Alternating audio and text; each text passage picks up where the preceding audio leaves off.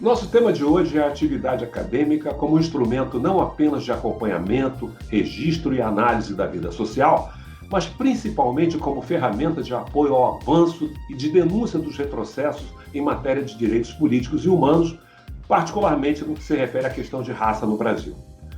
Como é possível fornecer à sociedade elementos que lhe permitam entender o presente para construir um futuro com mais justiça e igualdade? Nosso convidado de hoje tem graduação em Ciências Sociais e mestrado em Filosofia pela Universidade Estadual de Campinas, além de doutorado em Ciência Política pela City University de Nova York. Professor de Ciência Política do Instituto de Estudos Sociais e Políticos da UERJ, é coordenador do GEMA, Grupo de Estudos Multidisciplinares da Ação Afirmativa, e do LEMEP, Laboratório de Estudos de Mídia e Espaço Público, sendo responsável pelo projeto Manchetômetro e pelo Observatório do Legislativo Brasileiro. Tem publicações nas áreas de estudos de mídia, teoria democrática, políticas públicas, relações raciais e história dos conceitos. A partir de seus grupos de pesquisa, produz regularmente textos técnicos, boletins e material para discussão sobre mídia e política, comportamento parlamentar e desigualdades raciais. É também editor executivo da editora da UERJ desde janeiro de 2020. Vamos receber o pesquisador e ativista acadêmico João Feres Júnior. Professor João Feres, é um grande prazer reencontrá-lo, agora como convidado do programa CUT em Resenha. Minha primeira pergunta é: o que o levou a enveredar pelo campo das ciências humanas? Bom, primeiramente, eu gostaria de declarar um imenso prazer de estar participando do programa, convidado pelo Medeiros, que é um amigo de longa data, né, de muitas batalhas por aí, né, Medeiros? Muitos debates públicos, assim, a gente se conhece há mais de 10 anos. Tranquilamente, está batendo uns 20 anos. O que me levou às ciências sociais? Essa é uma pergunta interessante, porque na verdade, eu entrei na universidade em 1982 na engenharia elétrica da Unicamp. Eu gostava bastante de ciências naturais, gosto até hoje, na verdade, né, de ciências naturais. E aí, quando foi prestar o vestibular, eu prestei, assim, como branco, filho de classe média, ainda aquela classe média baixa, mas era branco. Consegui fazer um segundo grau em escola privada, boa, né? O primeiro grau eu fiz em escola pública, mas numa época a escola pública era melhor também. Em São Paulo, a escola pública é ruim lá também, em outros lugares do Brasil. Eu, por acaso, morei em São Paulo e estudei no Colégio Estadual Presidente Roosevelt, que era um colégio de referência do ensino público na época.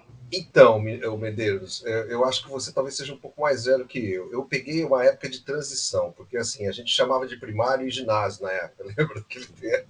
Assim, o que a gente chama de educação fundamental hoje, assim, os 4 primeiros anos são chamados de primário e os outros 4 ginásios, eram 8, né?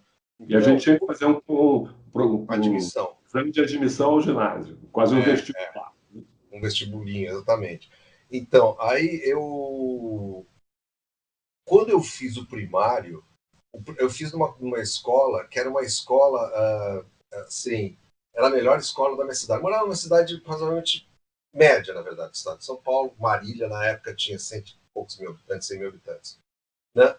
E aquele colégio, eu estou falando isso assim, é biografia, tudo bem, mas tem tudo a ver com o negócio que a gente está falando de oportunidade. Eu acho que, assim, só para refletir sobre minha história de vida, né, como branco crescendo no Brasil, refletir sobre minha história de vida, isso tem um pouco a ver, tem tudo a ver com o que a gente vai falar, inclusive, né? Aí, nos 4 primeiros, olha que coisa, era uma escola pública, a melhor escola pública da cidade.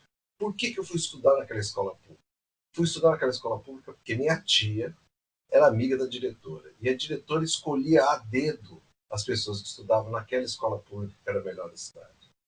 Então, assim, não tinha nenhum processo democrático de acesso àquele ensino público de qualidade. Era uma coisa totalmente, assim, ao sabor, né, de uma política pessoal, elitista, obviamente, sem falar branca, rica, né, assim, as pessoas com mais grana estavam lá também. Só que, né, quando eu fui para a 5ª série, o governo militar, na época, que estava na ditadura, eles aprovaram uma lei que fazia com que, obrigatoriamente, todas as pessoas que estudassem em escola pública teriam que estudar na escola pública mais próxima da sua residência. Isso quebrou esse tipo de elitismo, né? Não mais era possível uma escola se destacar das outras e selecionar o seu bel prazer, o bel prazer do diretor, as pessoas que iam para lá. Isso, na verdade, democratizou, porque essa coisa que as pessoas falam, não, piorou muito a qualidade do ensino no Brasil, tem esse papo meio romântico que você ouve por aí, né? Assim, piorou, verdade, a qualidade do ensino público no Brasil, só que democratizou muito, né? Ele foi universalizado. Sim. Antigamente era bom, mas era para muito poucos. Então, assim, antigamente não resolvia o problema. Hoje em dia a gente tem um problema, mas a gente não quer aquele problema de antigamente. Então as pessoas só lembram da virtude, mas não lembram do problema, que para mim era pior ainda, né? Eu prefiro a maneira como está hoje do que como era antes, para ser verdade. Né? Mas a gente tem que continuar lutando pela qualidade da escola. Bom, dito isso, eu ia muito bem na escola, tal, sempre gostei de aprender e aí saber as coisas. Aí, na hora de prestar, eu não sabia direito se eu queria prestar. Meu pai queria que fizesse medicina, eu não queria muito, então acabei prestando engenharia e medicina. Né? É onde você ganhava mais dinheiro. Exatamente. Meu pai era um comerciante, assim, tinha um pequeno comércio, aquela coisa, filho de libaneses. Os libaneses têm uma tradição muito forte. Assim, eles trabalham muito a primeira geração, né, os filhos. Meu pai era filho dos imigrantes, era a primeira geração de brasileiros. Eles trabalham muito para educar os filhos, para os filhos terem uma melhor profissão. Isso é uma coisa impressionante, assim, a dedicação e esse tipo de orientação para estudar os filhos. Eu falo isso porque a parte outra da minha família, que é descendente italiano, não tinha muito esse princípio. Eles já eram mais estabelecidos, digamos assim. Não, não eram, não. Não? Não eram. Não eram, não. Eles só não tinham essa coisa de ascensão de classe tão direcionada e tão assim, disciplinada quanto os libaneses. Os libaneses eram mais... E eu vejo, assim, em geral... Não é só em geral, tem um trabalho, não sei se você sabe, uma PNAD, que foi feita, acho, no fim da década de 80, na qual ele... Inclusive, o Simon Schwartzman escreveu uma coisa sobre raça. Lembra disso? Então, o texto do Simon Schwartzman sobre as várias identidades raciais do Brasil, que ele, na verdade, tenta perpetrar aquela falácia de que o Brasil tem 100 e tantas termos que identificam raça e tal. Né?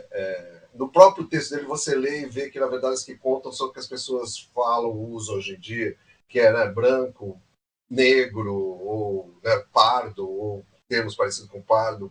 Essas três categorias são as que dominam no Brasil mesmo. Né? É porque, na verdade, se eu me lembro bem, 77 das categorias que apareceram nessa PNAD foram expressas por uma pessoa só. Uma pessoa, exatamente. Agora, o sujeito é presidente do IBGE e deixar de falar isso quando ele fala que tem muita categoria é um pouco estranho, né? Assim, é um pouco vontade demais de festejar uma certa mitologia racial brasileira. E eu fiz umas continhas básicas com aquilo. Se você cruza tal, assim, fica basicamente todos. As pessoas falam, eu sou branco, as pessoas falam que eu sou preto, e as pessoas falam, eu não sou preto nem sou branco. É isso. A percepção racial brasileira, se você for generalizar, acho que é mais ou menos por aí. Bom, mas voltando à vaca fria. Aí, quando eu prestei, passei na engenharia elétrica da Unicamp. Por que na engenharia elétrica? Porque assim, você escolhia na FUVEST, na época, o mais difícil, e aí, se você não passasse o mais difícil, você podia se classificar nos outros. Eu pus a engenharia elétrica, que era o mais difícil, consegui passar. E aí fiz engenharia elétrica, passei na medicina também, mas preferi ir para a Unicamp, que era a melhor universidade, e fiz 4 anos de engenharia elétrica. Do terceiro para o quarto ano, eu resolvi mudar para ciências sociais pela seguinte razão, Medeiros. Eu fiz um curso de sociologia, na qual, inclusive, eu tenho contato com as obras de Marx, tal. Tinha um professor bem marxista, que era um curso de sociologia para engenheiro, para ciências exatas. Uhum. E aí eu me toquei, assim, ao final do curso, de tudo que eu li, sobre a alienação do trabalho, 18 Brumário, manifesto e tudo mais. Eu me toquei que a função do engenheiro... Eu, assim, fui para engenharia porque gostava de ciência, tinha essa coisa de ser cientista quando eu era moleque, sabe essa coisa meio nerd, né? Mas eu me toquei que a função real do engenheiro, na verdade, é servir de intermediário entre os proprietários, vamos dizer, dos meios de produção, para usar né, do capital, para usar uma terminologia marxista, exatamente, que era para servir de intermediário entre eles e a força de trabalho, ou seja, os engenheiros no Brasil era o gerente de mão de obra. Né? Eu não queria ser aquilo. Realmente não queria ser aquilo. Assim, era uma coisa muito alienada para mim, para usar um outro termo marxista, que eu acho brilhante a ideia da alienação do trabalho do Marx. É um conceito bem legal, apesar de não me considerar um marxista, mas é um conceito bem legal. E aí eu fui para ciências sociais, porque eu resolvi que para ciências sociais dava para pensar. Nesse meio tempo estava fazendo também política estudantil, me envolvi muito com política estudantil, depois fiz até dei uma militada leve assim, em partido. Eu nunca fui muito de partido, entrei na política estudantil sem partido, inclusive. Mas aí fui para ciências sociais, aí estou aí até hoje, mais ou menos aí até hoje. Né? Na verdade, entrei nas ciências sociais, fiz o curso de ciências sociais na Unicamp também, e no final do curso de ciências sociais comecei a me interessar muito por filosofia política. Né? Aí eu, logo depois que acabei as ciências sociais, passei assim, 2 anos sem estudar. Aí entrei no mestrado de filosofia política na própria Unicamp. Né? Aí fiz os créditos de filosofia política na Unicamp. E aí, quando, em 1995, eu prestei lá para um convênio que a Unicamp tinha com a State University of New York, SUNY, em Albany, e fui aprovado. Então eu fui para Nova York, para o estado de Nova York, né? Fui morar na cidade de Nova York e fiz 1 ano de curso, 2 semestres em Albany. E aí, ao final desse ano, eu prestei lá mesmo e passei em Albany e na CUNY, na City University of New York, que é na cidade de Nova York mesmo. Aí eu fiz mestrado e doutorado na CUNY, 8 anos lá. Mas qual o impacto que essa experiência dos Estados Unidos teve para você? Eu tenho ido muitas vezes aos Estados Unidos e para nós que temos esse tipo de pensamento ligado às ciências sociais, ciências humanas, a gente está sempre fazendo uma comparação. Né? E essa comparação acabou sendo o tema do meu mestrado e agora o doutorado que eu estou finalizando, essa comparação entre Brasil e Estados Unidos em relações de raça. Qual o impacto dessa vida nos Estados Unidos sobre as suas ideias, a sua percepção de mundo? Me tornei um cara muito americanizado, mas ao mesmo tempo eu sou muito crítico aos Estados Unidos. Né? Tem essas duas coisas. Pode parecer paradoxal ou não, mas... Não. Inclusive, eu fiz minha tese de doutorado sobre o conceito de América Latina nos Estados Unidos. Então, eu explorei a maneira como os americanos percebem os latino-americanos e como eles definem a América Latina e fazem uma ciência da América Latina nas ciências sociais americanas, sociologia. Você era visto como latino-americano? Depende. Em alguns contextos, sim. É assim, brasileiro às vezes é visto como latino-americano, é visto como brasileiro. Eu, às vezes, por ser mais branco um pouco e por falar o inglês quase sem sotaque, eu falo inglês bem, assim, o inglês tem pouquíssimo sotaque. Às vezes passava desapercebido, às vezes não, às vezes alguém queria me caracterizar de latino, já fui caracterizado como não branco.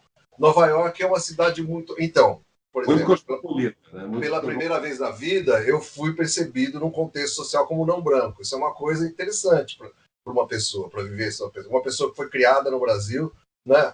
Nascido e criado aqui, branco a vida inteira, entendeu? Quando você chega no lugar, quer dizer que esses caras não me consideram branco, você começa a colocar a coisa em perspectiva, entendeu? Como é que esses conceitos, essas categorias foram construídas a partir de uma mesma matriz, mas foram construídas de formas diferentes em diferentes sociedades, foram sendo significados. Vamos voltar a isso no segundo bloco.